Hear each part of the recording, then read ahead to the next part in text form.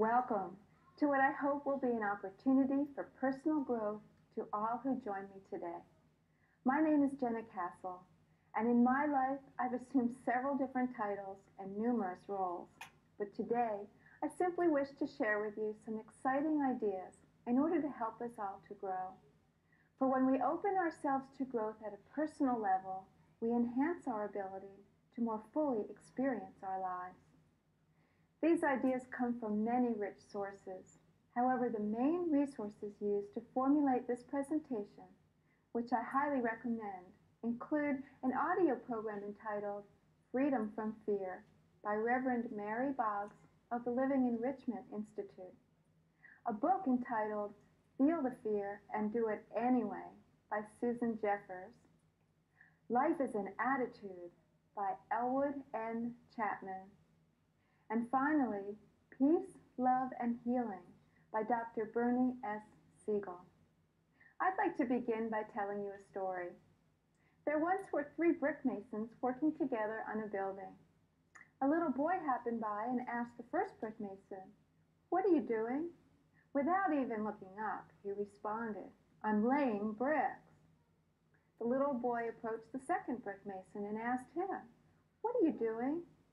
The second brick mason looked kindly at the boy and said, "I'm building a wall." The little boy approached the third brick mason and asked the same question, "What are you doing?" The brick mason faced him squarely and replied with enthusiasm and obvious pride, "I am building a beautiful cathedral." Now, if this little boy approached you and asked you, "What are you doing?" how would you respond? Do you feel as though you simply lay bricks, or do you retain the original joy and enthusiasm of your life choices? Do you simply go through your routine in an unconscious manner, or do you always keep in the forefront of your mind a vision of your beautiful cathedral? Our minds are very powerful tools. How we experience our life's work, and indeed our lives, is to a great degree a function of what we tell ourselves. You see, the man laying bricks performs the very same task as the man who is building a beautiful cathedral. But his inner experience was quite different. We do have the power to affect our own perspective and therefore our internal experience of external events. We've all heard about positive self-talk, that what you tell yourself is very likely to become your reality. Well, if this is true, how do we turn our negative self-chatter into powerful I can messages? Well, one thing to understand is that the brain tries to find answers to the questions posed to it. So if you could ask yourself questions that will elicit a positive response, you have a head start on seeing the world in a positive way. For example, when you first wake up in the morning, do you ask yourself questions like this? What do I have to do today? What problems am I going to have to face? What's going to happen if I fail at the challenges facing me?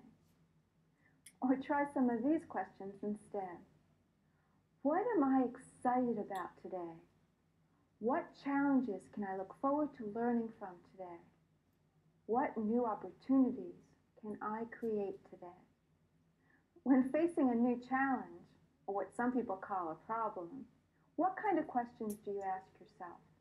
Do you ask, what could I lose if I try and fail?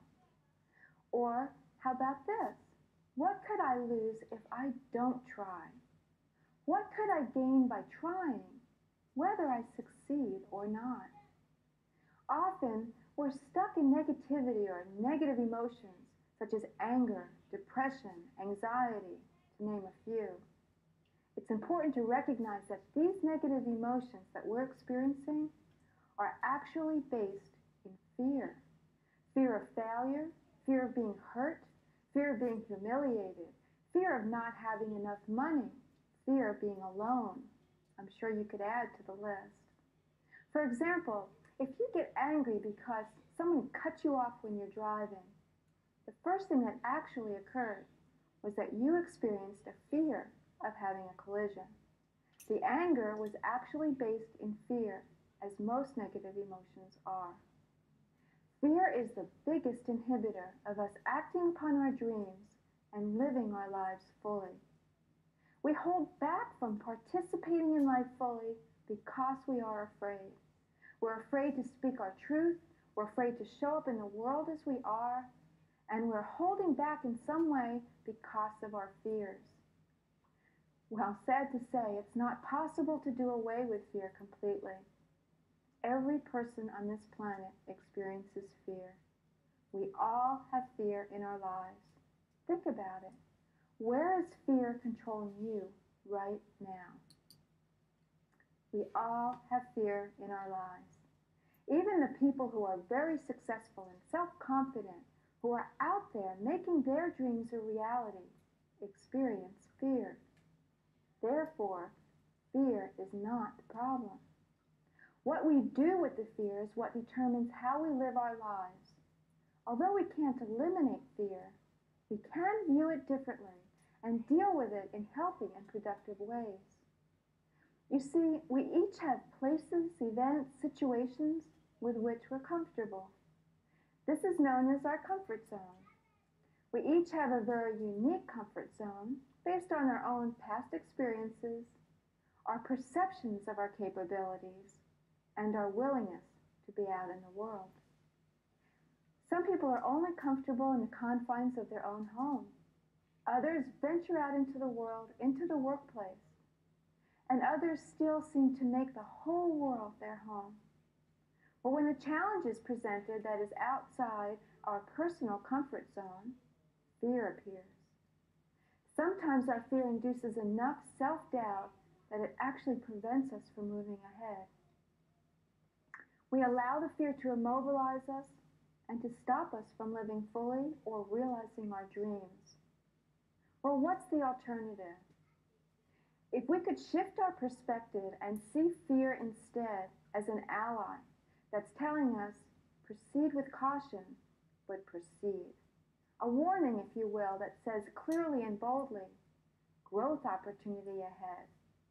So when you felt the fear, you would know that you're actually moving in the right direction, towards growth, towards expanding your comfort zone, towards living fully. If we face our fears squarely and imagine in the safety of our minds, which after all is where fear exists, how we might deal with the challenge, we can take steps towards experiencing the fear and moving forward. We can make progressive approximations towards expanding our comfort zone. You can begin by imagining the worst possible consequences. What if the worst happened? And imagine yourself handling it. Every experience we've had began in thought and was projected into the world of being. Thoughts with feeling become reality. We must create what we do in this world twice. Once in our minds, and then again out in the world to make it so.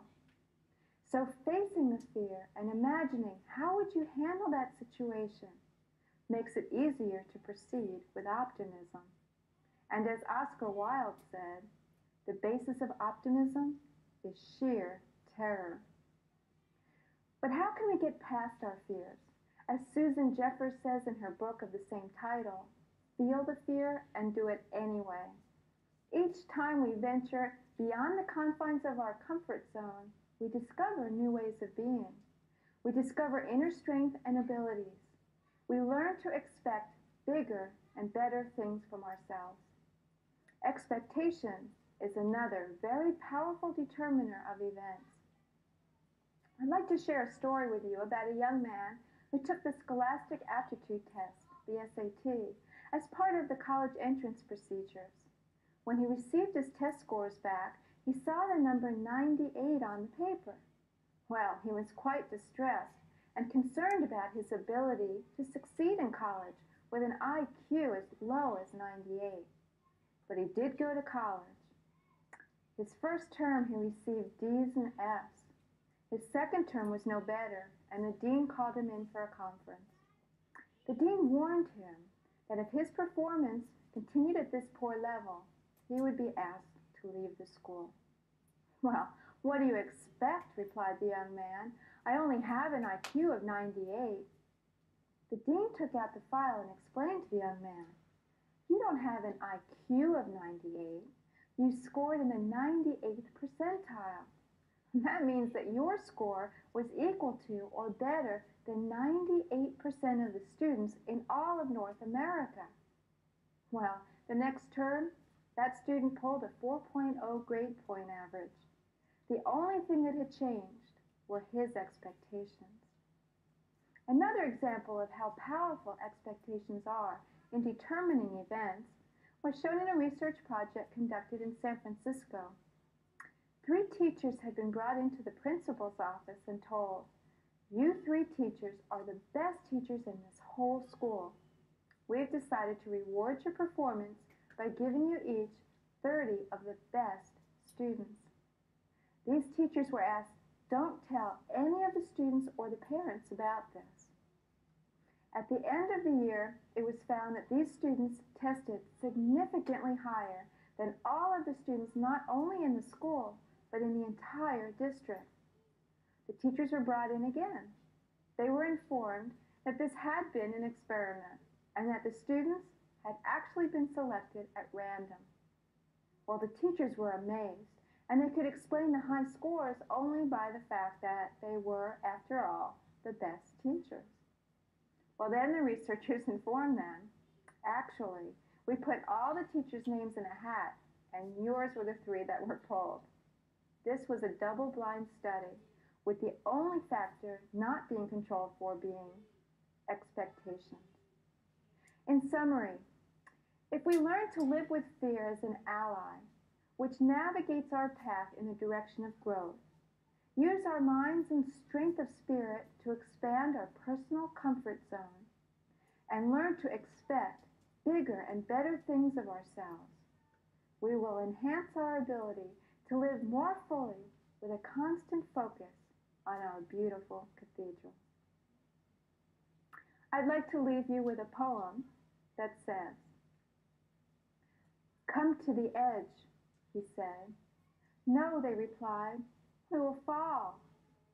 "Come to the edge," he said. "No, we will fall." "Come to the edge." They went to the edge. He pushed them, and they flew. I wish you all a good flight.